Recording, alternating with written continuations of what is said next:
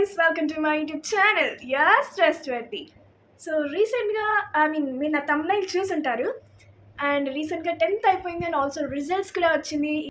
10th అయిపోయిన తర్వాత next ఏం చేయాలి, నెక్స్ట్ ఏం కోర్స్ తీసుకోవాలి, ఎలాంటి కోర్స్ తీసుకుంటే నా లైఫ్ బాగుంటుంది అని చాలా కన్ఫ్యూజన్లో ఉండుంటారు. సో నేను చెప్పేది ఒక విషయం చెప్తాను, అది గుర్తుపెట్టుకోండి. మీరు సజెషన్స్ తీసుకోవాలంటే నైబర్స్ ఆర్ రిలేటివ్స్ని కాదు, మీ సీనియర్స్ని సజెస్ట్ చేయండి. ఎందుకంటే చదువుకున్నది వాళ్ళకి తెలుస్తుంది లైఫ్ ఎలా ఉంటుంది అండ్ ఆ కోర్సెస్లో కష్టమా కాదా అన్న విషయం వాళ్ళకి తెలుస్తుంది. సో లేట్ చేయకుండా వీడియోలోకి వెళ్ళిపోదాం. Yes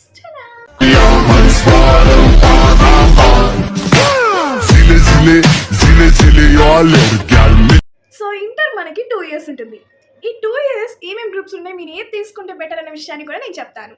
and first of all చెప్పే ముందు నేను 3 పర్సన్స్ని 3 కేటగిరీస్ కింద డివైడ్ చేస్తాను. Like topper, average student and the person who don't know. నేను డల్లర్ అని చెప్పాలనుకోవట్లేదు. ఎవరు డల్లర్ అన్నంత మాత్రాన వాళ్ళు డల్లర్ అయిపోరు. ఇప్పుడు వాళ్ళు డల్లర్ అవ్వచ్చు, ఫ్యూచర్లో మనకంటే పెద్ద స్థాయిలో ఉండొచ్చు. So just don't want to see that. అందుకే నేను కేటగిరీ A, B, C కింద డివైడ్ చేశాను. Okay, so category A, B, C దాన్ని బేస్ చేసుకొని నేను ఈ వీడియో చేస్తాను. సో మీకు కూడా ఒక అవగాహన ఉంటుంది మీరు ఏ కేటగిరీ అని. సో నేనైతే B category. So MPC, BiPC, MEC, CEC, HEC అనే గ్రూప్ ఉంది. బట్ దాని గురించి నేను అసలు వినలేదు. అండ్ ఆల్సో మా కాలేజ్ కానీ ఏ కాలేజ్ కానీ ఎక్కడ ఆ గ్రూప్ తీసుకున్న వాళ్ళు కూడా నాకేం కనిపించలేదు. సో ఈ గ్రూప్సే నేను ఎక్కువ విన్నాను. ఆల్సో ఈ గ్రూప్స్ మీద ఎగ్జామ్స్ జరుగుతుంటాయి కాబట్టి నేను వీటి మీదే బేస్ చేసుకొని వీడియో చేస్తున్నాను. ఫస్ట్ ఆఫ్ ఆల్ ఎంపీసీకి తీసుకుంటే, ఎంపీసీ అంటే మీరు 3 సబ్జెక్ట్స్ ఉంటాయి. 3 అని అనుకోకండి, టోటలీ 6 సబ్జెక్ట్స్ అనమాట. ఓన్లీ సిఈసీకి మాత్రమే 5 సబ్జెక్ట్స్ ఉంటాయి. ఈ 6 సబ్జెక్ట్స్ ఏమంటే 2 లాంగ్వేజెస్ ఉంటుంది and also maths A, B and physics, chemistry ఇలా ఉంటుంది. సో డీటెయిల్డ్గా చెప్తాను, నేను ఎంపీసీ స్టూడెంట్ కాబట్టి. చెప్పాను కదా లాంగ్వేజెస్ 2 ఉంటాయని. ఇంగ్లీష్ అయితే కన్ఫర్మ్ ఉంటుంది.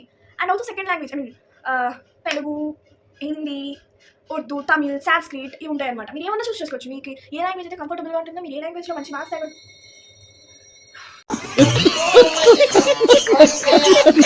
మీరు ఏ లాంగ్వేజ్ అయితే మంచి మార్క్స్ తేగలను అనుకుంటారో ఆ లాంగ్వేజ్లో చూస్ చేసుకోండి. బట్ నేను మీకు సజెస్ట్ చేసేది ఏంటంటే, మీకు వచ్చినా రాకపోయినా సాంస్క్రిట్ చూస్ చేసుకుంటే బెటర్.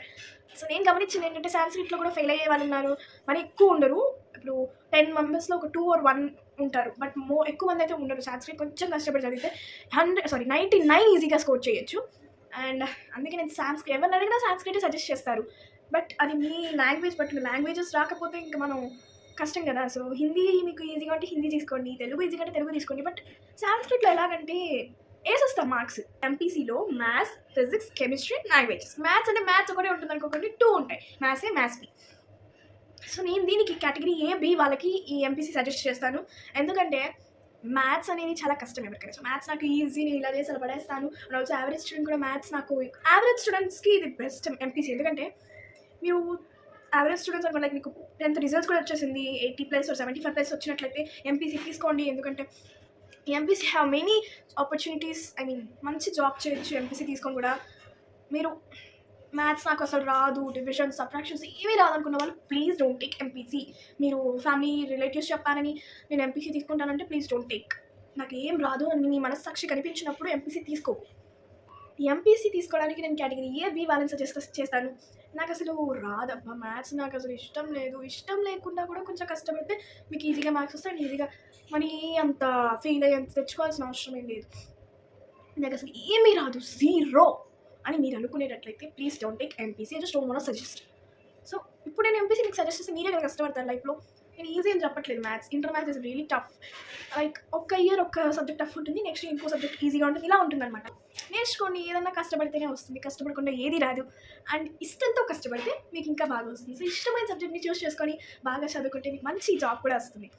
సో నేను సజెస్ట్ చేసేది కేటగిరీ A and B వాళ్ళకి ఎంపీసీ సజెస్ట్ చేస్తాను. సో బైపీసీకి వచ్చేటప్పటికి ప్లీజ్ గాయస్, నాకు మ్యాథ్స్ రాదు అని మాత్రం బైపీసీకి వెళ్ళకండి. మ్యాథ్స్ రాదు అని బైపీసీకి వెళ్ళారా మీరు వోల్టా పడినట్లే. సో ఎందుకంటే BiPC is applicable only for toppers and rich people. ఎందుకంటే మనకి ఇంటర్ ఈజీగా ఉండొచ్చు, ఆల్స్ మీరు చదివినా మంచి మార్క్స్ వచ్చినా, మన టాపర్స్ అయితేనే నేను డాక్టర్ అవ్వాలి అనుకున్నట్లయితే ఇవి నర్సింగ్ ఇవైతే మీరు తీసుకోవచ్చు. నర్సింగ్ ఇవంతా చేయాలనుకుంటే ఎవరైనా తీసుకోవచ్చు బైపీసీ. బట్ డాక్టర్ అవ్వాలి అని ఒక సంకల్పం ఉంటే ప్లీజ్ డోంట్ టేక్. మీరు టాపర్ కాకపోయినా తీసుకోకండి. టాపర్ అయితే తీసుకోండి, టాపర్ ప్రాబ్లం లేదు. టాపర్ మన ఊహలు అందరు. టాపర్స్ ఎలా అంటే వాళ్ళు కష్టపడిన ఎంత అవుట్ ఆఫ్ తెచ్చుకోగలరు, స్టేట్ ర్యాంక్స్ తెచ్చుకోగలరు. అలాంటి వాళ్ళకి డాక్టర్ సీట్ అనేది ఈజీగా దొరుకుతుంది. సో అండ్ ఇప్పుడు చదువు ఎలా నడుస్తుందంటే డబ్బు మీద నడుస్తుంది. అండ్ డబ్బు పడేసినా మీకు సీట్ వస్తుంది. బట్ 1 crore అయితే ఉంది present doctor seat, I mean MBBS seat. 1 crore పెరగచ్చు, తగ్గచ్చు. Just don't have no idea. I have no idea. So నేను సజెస్ట్ చేసేది, మీరు మంచి లైక్ గ్రిప్ ఉంది మీకు బయాలజీ ఆర్ ఎల్స్ జువాలజీ, వీటి మీద మంచి గ్రిప్ ఉంది అంటే బైపీసీ తీసుకోండి. ఆర్ ఎల్స్ మీరు టాపర్స్ అయితే తీసుకోండి, మీరు రిచ్ పీపుల్ అయితే తీసుకోండి. అంతే తప్ప నాకు మ్యాథ్స్ రాదు అని మాత్రం బైపీసీ తీసుకోకండి. It's my requestable suggestion. నేను కూడా అలానే అనుకున్నాను, నేను బైపీసీ తీసుకోవాలి, నాకు మ్యాథ్స్ అసలు రాదని చెప్పాను కదా, తీసుకోవాలని అనుకున్నా. బట్ థ్యాంక్ గాడ్ ఎంపీసీ తీసుకొని బతికిపోయి, ఎంత కష్టమైనా కూడా. సో కష్టం, చాలా కష్టం. మీరు బైపీసీ తీసుకొని డిగ్రీకి వెళ్ళాలనుకుంటే okay, that's fine. But MBBS చేయాలనుకుంటే మీ దగ్గర మనీ అన్నా ఉండాలి, మీరు టాపర్ అన్నా ఉండాలి. సో నేను దీన్ని సజెస్ట్ చేసేది కేటగిరీ ఏ వాళ్ళకి మాత్రమే ఈ బైపీసీని సజెస్ట్ చేస్తాను. సో మీ ఇష్టం, అది మీ ఊహలకు వదిలేస్తున్నాను. And next MEC. సో ఈ ఎంఈసీలో ఏం గ్రూప్స్ ఉంటాయంటే మ్యాథ్స్ ఏ, మ్యాథ్స్ బి. ఇక్కడ కూడా మ్యాథ్స్ ఏ, మ్యాథ్స్ బి ఉంటుంది. సేమ్ ఎంపీసీలో ఎలా ఉంటుందో ఈ మ్యాథ్స్ కూడా అదే అనమాట. Maths A, maths B. MEC కాబట్టి ఎకనామిక్స్, కామర్స్. సో ఇవి ఉంటుంది. I have no idea about the other groups. Maths ఇక్కడ కూడా ఉంటుంది కాబట్టి కేటగిరీ ఏ, బి వాళ్ళకి నేను సజెస్ట్ చేస్తున్నాను. కేటగిరీ సి వాళ్ళకి, సి వాళ్ళు ఎలా అంటే మన మెంటాలిటీ చెప్తాం వినండి. వాళ్ళకి చదవాలని ఉంటుంది, బట్ వాళ్ళకి రాదు, ఎంత చదివినా రాదు. That's not their mistake. అంతే, ఇంట్లో టాపర్స్ టాప్ వాళ్ళు వేస్తున్నాను, నీకు ఎందుకు రాదు అంటే ఇట్స్ రియలీ రాంగ్, అది చెప్పడం తప్పు. సో కేటగిరీ సి వాళ్ళకి నేను సాధించగలను, నేను సాధిస్తా అనుకుంటే మీరు ఎంపీసీ కూడా తీసుకొని సాధించవచ్చు. సీఏ చేయొచ్చు అండ్ బ్యాంకింగ్స్కి వెళ్ళొచ్చు, చాలా ఉన్నాయి జాబ్స్. వీటిలో కూడా మంచిగా చదువుకుంటే అండ్ బిజినెస్ కూడా చేయొచ్చు. లైక్ ఇది అబౌట్ ఎకనామిక్స్ కదా, ఇలా లెక్కలు ఇవన్నీ మంచి గ్రిప్ ఉంటుంది బిజినెస్ మీద కూడా. సో సిఈసి అంటే సేవింగ్స్, ఎకనామిక్స్, కామర్స్. ఇక్కడే వచ్చేసరికి మీకు మ్యాథ్స్ బి, లైక్ బైపీసీలో జువాలజీ, బాటనీ ఇలాగా డబుల్ సబ్జెక్ట్స్ ఏది ఉండదు ఇక్కడ. అందుకే ఇక్కడైతే 5 సబ్జెక్ట్స్ ఉంటుంది. ఏమైంది, civics, commerce, economics and languages common, 5 subjects ఉంటుంది. సో ఇక్కడ కేటగిరీ సి వాళ్ళు అందరూ అప్లికబుల్. ఎందుకంటే ఇది మొత్తం థియరీ, మ్యాథ్స్ అనేది ఉండదు, అందరూ అన్ని థియరీ కాబట్టి చదివి మంచిగా చదివి రావచ్చు. సిఈసీ అంటే చాలామంది ఎలా అని చూస్తారు, లైక్ సిఈసీ గ్రూప్ అంటే సిఈసీ గ్రూప్కి కూడా చాలా మంచి ఫేమ్ ఉంది. అండ్ ఆల్సో అది చదివి ఎంతో పెద్ద స్థాయికి ఎదిగిన వాళ్ళు కూడా ఉన్నారు. సో మీరు ఇది కూడా తీసుకోవచ్చు కేటగిరీ సి వాళ్ళు, ఎందుకంటే మొత్తం థియరీ కాబట్టి. మ్యాథ్స్ రాని వాళ్ళకి చెప్తున్నాను. సిఈసీ కూడా తీసుకోవచ్చు. సిఈసీ ఆల్ గ్రూప్స్కి అప్లికబుల్. ఫెయిల్ అయిపోతాను అనుకుంటే కన్ఫర్మ్ ఫెయిల్ అవుతారు. ఫస్ట్ ఆఫ్ ఆల్ ఫెయిల్ అయ్యే బ్యాచ్ ఎలా ఉంటుందో నేను చెప్తాను వినండి. ఫెయిల్ అయ్యే బ్యాచ్ ఒకటి, ఏదో డిస్టర్బెన్సెస్ మెయింటైన్ చేస్తున్నా ఉండాలి. లైక్ వాళ్ళ లైఫ్ని డిస్టర్బ్ చేసేది ఏదో ఒకటి మెయింటైన్ చేస్తూ ఉండాలి. మెయింటైన్ అంటే మీకు అప్పుడు అర్థమైపోతుంది. అండ్ సెకండ్, దేని మీద ఒక దాని మీద వాళ్ళకి ఇంట్రెస్ట్ ఉండి, దీని మీద ఇష్టం లేక, దీని మీద ఇంట్రెస్ట్ చూపలేక దానివల్ల ఫెయిల్ అయిపోయి ఉండాలి. అండ్ థర్డ్, వాళ్ళకి చదవడమే ఇష్టం ఉండదు. సో ఇలాంటి టైప్స్ ఉంటారనమాట. సో ఫస్ట్ టైప్ అయితే మీరు మార్చుకోవచ్చు.